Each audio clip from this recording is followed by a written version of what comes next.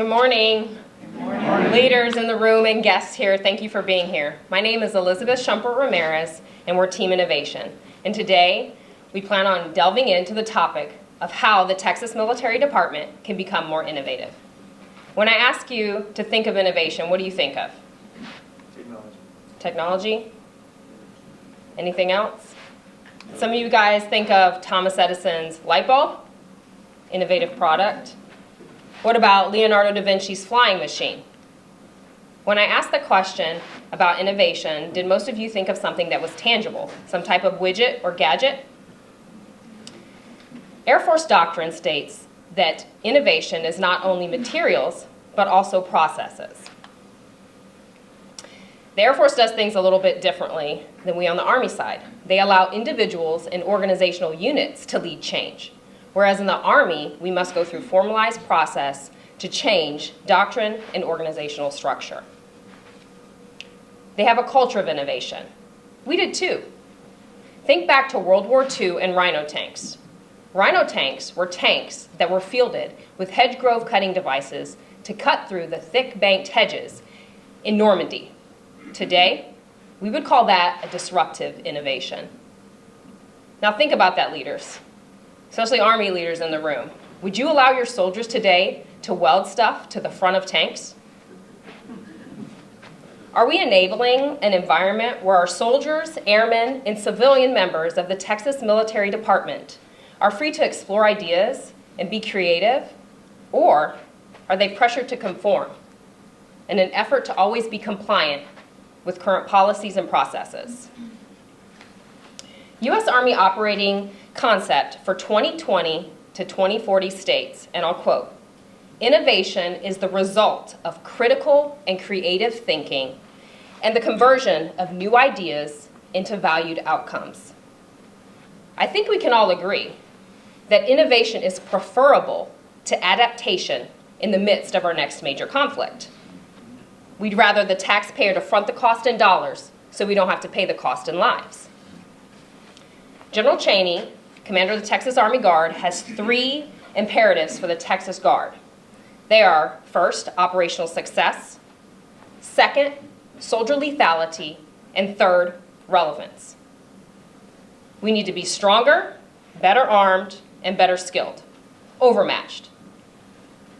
So if innovation is so good, and everybody should be doing it, why aren't we jumping in with both feet? Well, as the Texas Military Department, we have a mission to provide the governor and the president with ready forces to support state and federal initiatives at home and abroad.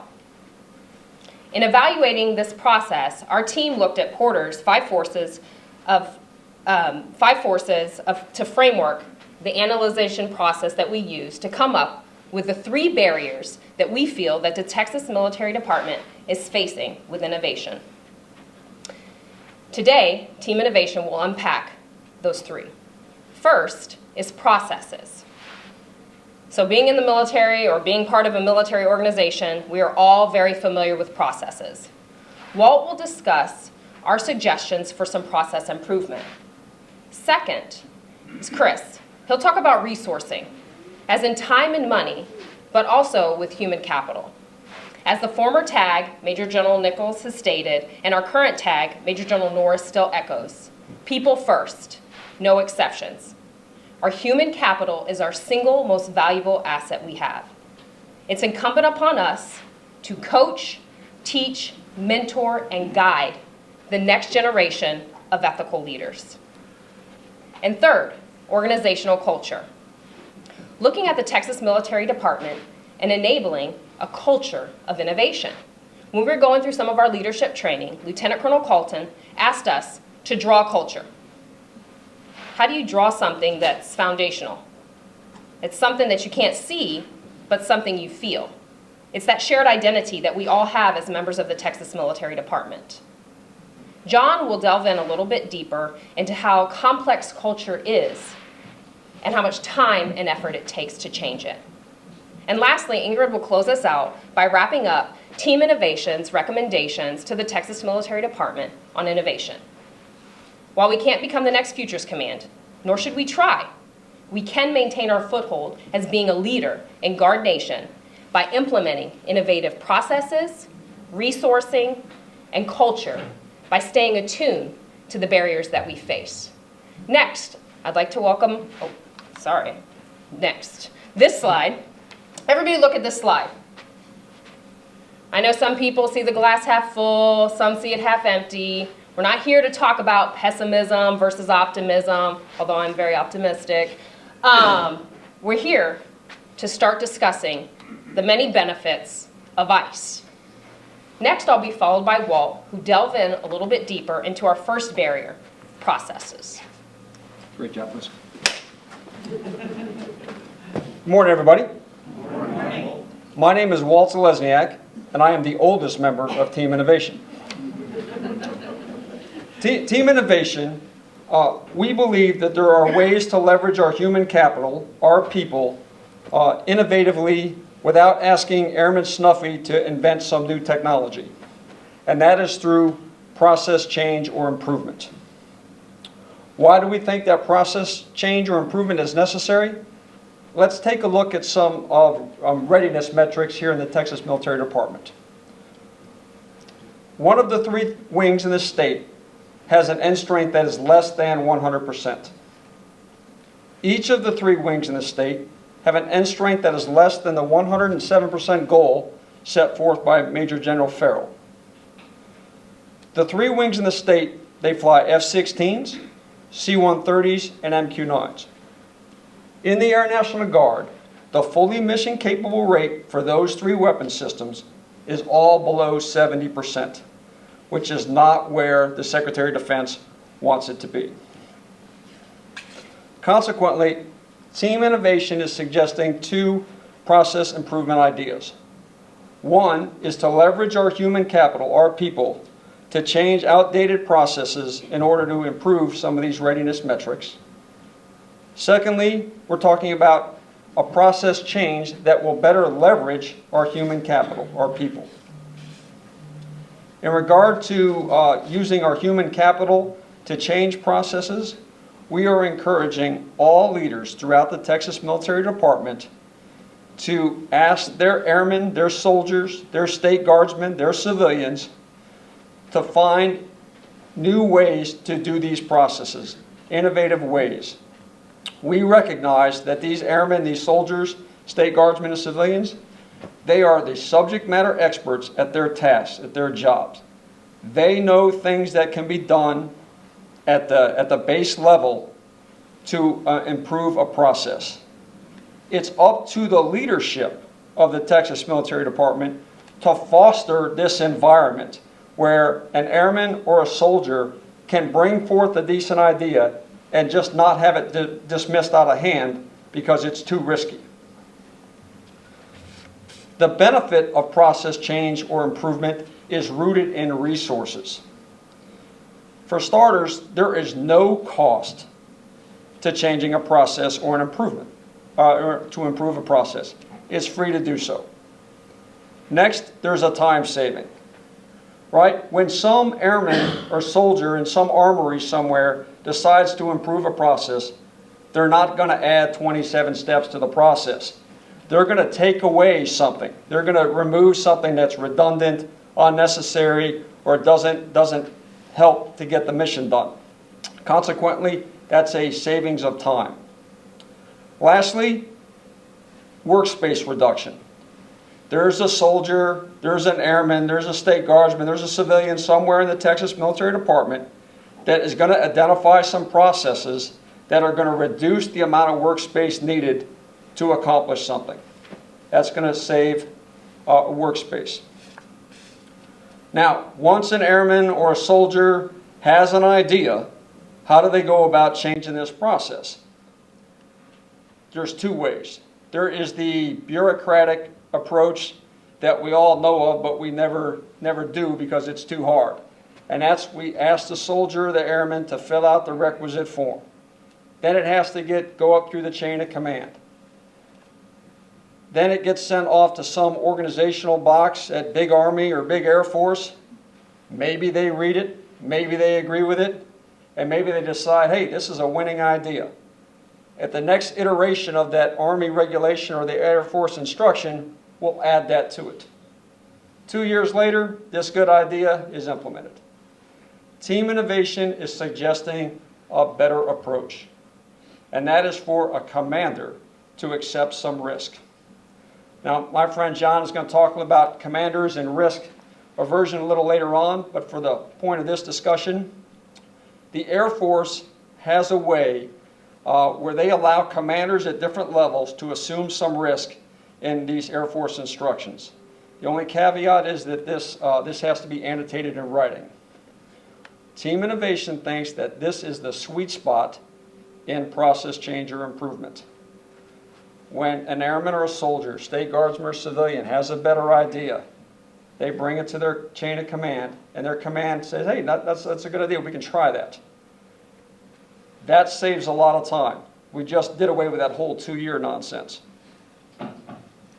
Also, a hidden benefit is that once this becomes commonplace, right, soldiers in your armories, airmen in your wings are going to have a higher level of morale because they're going to think, hey, these commanders, they're listening to what we subject matter experts think are the right ideas. So that's going to improve morale throughout the Texas Military Department. So that's process change and the benefits thereof. Next, team innovation wants to talk about a way to leverage our human capital through a process change. And that process change is telework. Now, telework goes by many different names. Working from a remote location, being deployed and working while you're there, working from your hotel room at night while you're here at Camp Mabry giving a tag talk like I did last night. That's supposed to be funny, people. Okay, there you go. So we're talking about teleworking. Recruiters do it all the time. Because people in the TMD are familiar with it, we're talking about the expansion of telework, not the implementation thereof. 4 benefits to telework. 1, telework employees, they're more productive. They have higher morale, higher retention, and there's a better use of resources. So I'll break these down. Frankly, productivity, I didn't believe it, but it's true. The Houston Veterans Affairs Hospital allows teleworking.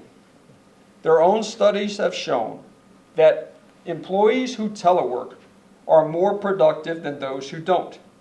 They found 2 reasons for this. 1 is that the telework employee, they're not involved in employee gossip around the water cooler. They don't have to do those celebratory birthday gatherings. They're not told to come to the auditorium at Building 8 to listen to a tag talk. Right? Okay. But I think more importantly, the employees that telework, they value that benefit so much that they make sure they meet mission. They get their objectives done because they don't want to have telework taken away from them. They are properly incentivized. So, higher morale rates. Studies show that telework employees have higher levels of job satisfaction. The management consulting firm Staples Advantage found that 80% of teleworking employees reported to have a better work-life balance. So in military terms, that means you have a more resilient employee.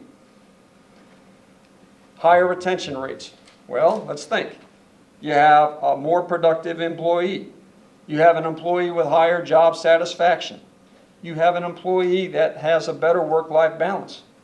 Your organization is going to have lower turnover, and all these employees on the enlisted side, they're more likely to re-enlist.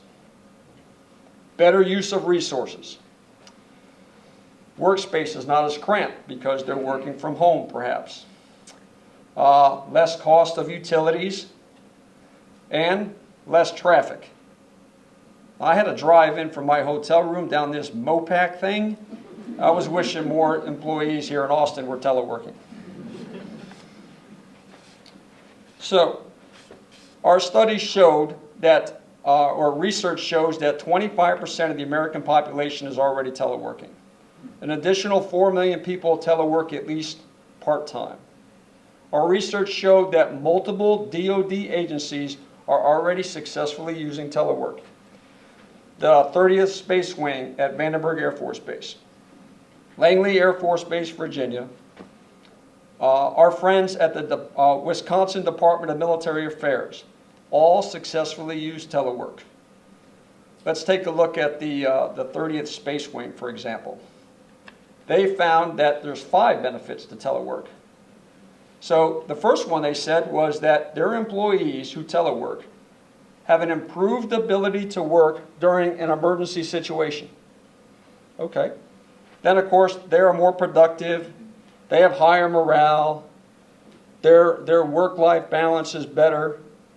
And fifth, they found that their employees who telework, they spend that time not commuting with their families. Let's think about it from a Camp Mabry perspective. Your core hours here are what? 0800 to 1700? I bet you a lot of you got up around 5 o'clock this morning, fought some traffic to come in here, get a PT in, maybe do some hygiene, then you go to work, then the best part of your day, you listen to the best scene of date tag talk, right?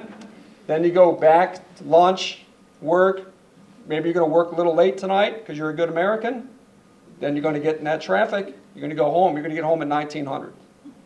If we had some teleworking here, there's a lot of hours can be returned to a soldier, an airman, a civilian, a state guardsman. That would improve their work-life balance. So, how do we suggest that telework be expanded here in the Texas Military Department? In our last session, Brigadier General Cheney stated that he did not think there was enough small-scale experimentation done in the Texas Military Department. Team Innovation agrees with him. Consequently, we're suggesting that we identify some work centers in some armories and wings throughout the TMD. Allow them to telework for 90 to 180 days. And then let's just measure the results. Has productivity increased or at least not declined? What about their job satisfaction? What about their morale? Is their work-life balance better? Is there any other positives or negatives noted by a supervisor, perhaps, or an employee who's part of this experiment? What does it take to telework? Not much. A mobile device, laptop computer, internet connection, and a VPN. That's how I teleworked from my hotel room last night. Very easy to do. When our team, Innovation, went down to the Capitol factory and talked to the AFWorks people, we talked to them about teleworking. And they showed us some commercial off-the-shelf applications that could improve functionality, and Chris will talk about that next. We understand that not everybody can be a teleworker, right? If you fix a tank or fix an airplane, you can't telework and do that job. We understand that. But we think there's plenty of opportunity in the TMD to have the expansion of telework. And we're interested to find out what those results would be. In closing my section, we think that process change or improvement can return resources to the TMD. It can improve the innovative culture to the TMD. And it can leverage our human capital, all while improving our ability to reach some of these readiness metrics. Next up, my friend Chris is going to talk about innovation and resources. Thank you very much. Yeah. Nailed it. Show of hands. Who's ever heard the phrase, imagination without funding is simply hallucination? I think some of us have worked for some of the same people then. My name is Chris Sedtal. I'm a proud member of Team Innovation, and today I want to talk about TMD resourcing in terms of people and time, money and material. We'll start with people. Like Liz said, echoing the tag, that's our most important resource. What if I told you there was a way to increase their productivity by focusing on 2 things? First, employee satisfaction, and second, employee engagement. We'll start with employee satisfaction. Isn't that a novel concept for the military to think about? You know, suck it up and drive on, that's a good thing, right? We're not suggesting doing away with that. We just want you to hear some of the research that's been done out there. Glassdoor Economic Research Group conducted a study serving about 250,000 employees across sectors. They found two pieces of information that are valuable here. First, happy and satisfied employees are 12% more productive. Conversely, dissatisfied, disgruntled employees are 10% less productive than baseline. That's a 22% gap. That's huge. Second piece of information that the research revealed was factors that drive employee satisfaction. And here we have it. This is Family Feud style. Senior leadership's not here, but they're on the board. They're number 3, and that's great. But culture, organizational culture, eats them for breakfast. John's going to talk about that a little bit later. I don't want to steal his thunder. What we find interesting, though, work-life balance is more important than compensation and benefits. They're about equal, though. Time is money. Time is money. If employees value their time, we should as well. That suggests that Walt's probably onto something with this teleworking thing, so I'll bite. Let's think about this for a second. What will the commute look like in Texas on the strategic horizon, say 20 years? Think about that. Think about our metroplexes. Dallas, Fort Worth. It's the size of Connecticut and it has 8 times the population. Houston, it's already an hour away from Houston. Austin's going north and south. It's going to merge probably with San Antonio. We have some exponential growth in the valley. How much time will our employees spend commuting? Isn't this the argument for the alternate drill schedules that we've heard about? Pose another question. How much money could we save if we shut down TMD 1 day a week and teleworked? How much money could we save? Maryland does it. Wisconsin does it. What if we extrapolated their cost savings to the largest National Guard and Guard nation? Better yet, what could we do with that funding? Put a pin in that. We're going to come back to it. Team Innovation has some ideas. Next, though, we'll move on to our second topic, which is employee engagement. We all been there, people just spinning their wheels, doing a lot of work but not going anywhere. For my Air Force folks, I guess that would be, no thrust but a lot of vector, just not going anywhere. Huge amounts of research exists on this subject, and I'm not going to tell you about any of it. We're going to go with an anecdote in this case. In 2013, the Texas legislature passed a law requiring state agencies with 1,500 or more employees to enact a process by which an employee can make a suggestion for an improvement or cost savings so it could be captured and enacted. Despite having over 55,000 employees and managing over 200 programs, Texas Health and Human Services was among one of the first agencies in Texas to comply with this new law. How did they do that? Rather than focusing their resources on designing their own platform, they went with a commercial solution. It's called IdeaScale, and companies that use it include Department of Homeland Security, NBC, Cisco Systems, Department of the Navy, Office of the White House, and the U.S. Coast Guard. Let's have a look. My name is Edwin Gautier and I work for United Way. My name is Wing and I work for IKEA in Sweden. I'm Charlie Lenhart from Georgetown University. My name is Leland Escher and I'm with a wonderful company based in Los Angeles, California. My name is Andy Howell and I am with the U.S. Coast Guard. We use IdeaScale primarily as an employee engagement platform. It provides our senior leaders a means to essentially ask research questions out to our workforce. We have 88,000 people, all of which can get on IdeaScale and provide solutions to our strategic challenges.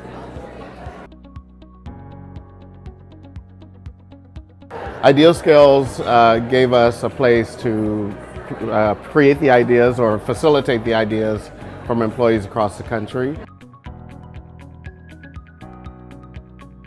United Way uses the IdeaScale platform in 2 ways. The first is internally with our 10,000 staff around the world, and we use that to source great ideas that we can bring to communities to change lives. It's really difficult to communicate with such a broad and diverse workforce. And IdeaScale is a great method for doing that in terms of finding novel solutions to our challenges. So we've been using IdeaScale for 5 years, principally as a way for students, faculty, and staff to spur innovative projects to improve the university. We are using it as a way to communicate with the many people outside of IKEA, but as well as internally to communicate with our co-workers and get the interaction. Yeah, I think one of the greatest benefits we've seen in utilizing the platform is the response that we're getting from our donors, our customers. And they're saying that the platform feels modern and inclusive, and some are saying that they're having an experience that they didn't necessarily expect from United Way. So they're really enjoying what we're able to provide. All right, you get the point. What you can see is an innovation management software solution, such as IdeaScale, can give employees an opportunity to recommend process improvements, resource management solutions, but you get the added benefit of increased employee engagement. Remember that pin we stuck in there? Could we not use some of that cost savings for our own commercial solution? Food for thought. Next topic I want to talk about is material solutions. Hey, technology's great, right? Two is one is none. The more the better. Here's the problem. Despite having some minor funds through AFWorks for the wings, TMD holistically has $0 for R&D. Zero. So rather than hallucinate, I'd like to take this opportunity to illustrate one example each, and trust me, there's many more, but one example each of some ideas that are coming out of AFWorks and Futures Command that might be useful for us. The first is Pilot Next. Who's heard of it? Okay, you can zone out for a second. Give me 20 to 30 seconds, you can tune back in. For those who haven't heard of it, Pilot Next is a system that uses virtual reality, software and hardware at low cost to train future pilots. They can use it as much as they want in their dorms. They don't have to wait in line for expensive or scarce simulators. And it's shown huge results. Reduce the training time, and when they transition to actual aircraft, and they do great. Everyone's arguing, hey, it's time to scale up. Team Innovation agrees. So pose some more questions to you. Helicopters in the Army, yeah, we got it. That's the low-hanging fruit, but think about it. Think about a bomb tech or a WMD tech. How many scenarios against different threats can they run through? Do I cut the red wire? Do I cut the green wire? Before they have to do it in real life. Think about your maintainers, air or ground. How many faults on different platforms can they solve over and over again before actually seeing that part break on a real platform? Wide-reaching. Perhaps some of you in the audience have an application for this kind of technology in your career field. Perhaps people outside of Building 8 right now would know something. It would be good to hear about it if we had a commercial solution for innovation management software. The next example comes out of Futures Command. It's a company called Icon, and they're on a mission. They want to provide sturdy housing to the impoverished. Wonderful, wonderful mission, great people, huge culture and values. I'm sure their employees are happy. They're going to go about it, though, through the use of 3D printed concrete. They built a prototype house here in Austin, 650 square feet. Not a mansion, I get it. What's impressive, though, is they did it in under 24 hours and at a cost of only $4,000. Now, this would be great. Partnership with Army Futures Command and Icon. Think about the engineering core. Man, this is good for expeditionary engineer operations, right? What about the strategic challenges that we face in TMD? Let's think about it for a second. We're short 1.8 million-ish square feet in facility space. Oh, by the way, these facilities are used to train our people, our most important resource, and they're lacking. Construction costs, here's a commercial construction cost index. They're on the rise, 1.5 points per quarter, every quarter for 5 years. That's over 20%. Meanwhile, No corresponding change to the thresholds between facility accounts. You know, there's the easy to do bucket and the minor military construction bucket, kind of harder to do. We're shifting projects the wrong way.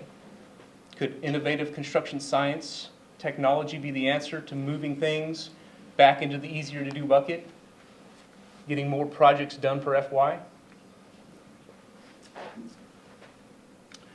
What we're arguing from Team Innovation's perspective is that, hey, the opportunity is there. Let's invest in our relationship. Let's continue to invest in our relationship with AFWorks and with Army Futures Command. In summary,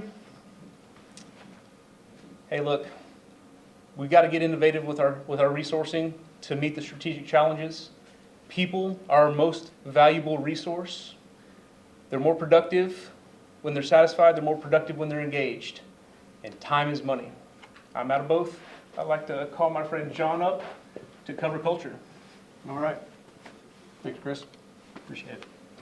Morning. John Robinson, and I guess following the others with a suitable title, I'm the shortest member of Team Innovation. Our third identified barrier to enabling innovation is our organizational culture. For many years, perhaps decades, the Army culture, we've embraced a zero-risk mentality. In the 90s, we were introduced and warmly digested, greatly digested the changes that were associated with re-engineering business. A process for increasing productivity and supposedly encouraging creativity. Shortly after that came Gemba Kaizen and lean manufacturing, processes that would further facilitate the identification of potential spots for creativity and problem fixing. Those were both based on the concept of a place for everything and everything in its place. That quickly delved into a zero-risk mentality, simply because if there's a place for everything, everything must be in its place. If it's out of place, we have risk. The military was not fond, though, of zero risk, simply because our profession is fraught with risk. So we began using risk aversion, just a more palatable title for risk, for zero risk. This focus on risk aversion is not an efficient use of our resources, our time, people, or money. And so for the last couple of decades, this is the environment that us as leaders in this room and throughout our military culture have been raised in. To give you a good demonstration on risk aversion, I have a quote here from General Mark Milley, and so I don't get it wrong, I'm going to read directly off the card. General Milley has recently stated, "I think we're overly centralized, overly bureaucratic, and overly risk averse, which is the opposite of what we're going to need in any type of warfare, but in particular, the warfare I envision." End quote. Our military culture prefers to overestimate risk, averting potential losses, and sometimes resulting in past or missed opportunities. So where is this risk aversion, where is it based? It's our fear of loss. It's an aversion to loss. How can we work through this and get a little bit away from risk aversion and become more risk adaptive? Look at 3 avenues real quick on risk adaptation. First avenue is perspective taking, where we identify the risk and take the perspective of over the long term versus the short term. Or we take that identified risk to adjacent or higher commands and gain their perspective on that risk and how to tackle it. Second avenue is risk norming, where perhaps we look at changing the definitions or parameters of acceptable risk through relative advantage, compatibility, complexity, trialability, and observability. And our third avenue for becoming more risk adaptive is through decision framing. We're all familiar, or a lot of us are familiar with the Army risk management cycle, where we quickly identify the risk and potential losses. But nowhere in here do we show our potential gains. Our military culture and our processes don't normally depict or have a way of exhibiting potential gains. So as we progress through the military decision-making process, we always give greater weight to those potential risks and not to the potential advantages or gains that we're going to be made. Therefore, selecting an output or an outcome with the less risk instead of that with potential.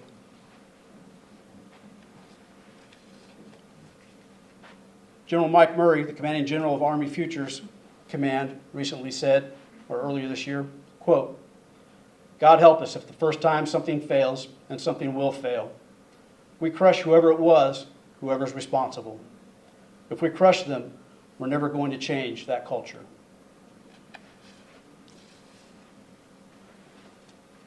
A couple of items giving a historical perspective on our military culture when it comes to innovation. First, I'm hoping you all are familiar with the TV show Band of Brothers. This quick screen grab right here is from that point in time where Lieutenant Dick Winters, on D-Day, hastily devised a plan to attack 4 enemy artillery positions. At that time, this was considered something new, improvised, what we would call now an innovative process. Not only was it quick and hasty and innovative, but it was quite successful. And exhibits how a young leader under a risk-adaptive environment and culture was able to gain success. Would we today allow a young lieutenant to create and execute such a plan without first briefing the battalion and brigade commanders?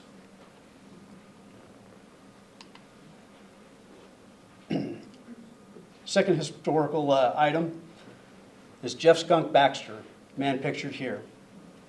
In the 70s and 80s, Jeff Skunk Baxter was a musician. He was a rock guitarist, originating member of Steely Dan and the Doobie Brothers. He realized that the recording industry was going to transition slowly away from analog recording to digital recording. And he set about to learn more about digital technology. He quickly realized that it was the military, our military, that held the greatest preponderance of knowledge for digital media.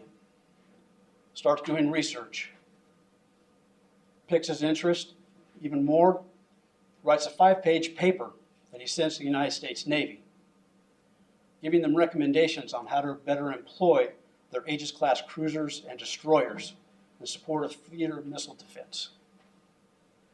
The Department of Defense gets a hold of the paper and realizes that this guy is quite the creative thinker, knows what he's talking about.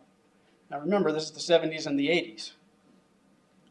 At that time, what the military would probably take one look at that guy and think, there's a dope-smoking hippie. So they give him top secret clearance anyway, and for the past 2.5 decades, he has served as a well-paid consultant for the Department of Defense and several of our intelligence agencies. Now this isn't to say that perhaps we ought to hop on down to 6th Street in search of our next creative and disruptive thinkers. But instead, perhaps we should enable that culture within the Texas Military Department that enables creativity and innovation.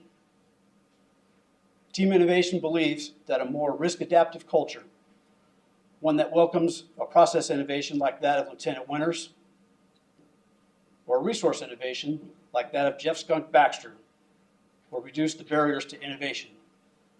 For innovation cannot be commanded, it can only be encouraged and enabled. And with that, I'm going to hand it over to Ingrid for our conclusion. Thank you Thank so you very much. I much. appreciate that. Good morning, everyone. I'm Ingrid Yauger, and I'm here to wrap everything up for team innovation. So you're probably wondering, why did we tell you all of this? Well, you can tell innovation isn't anything new.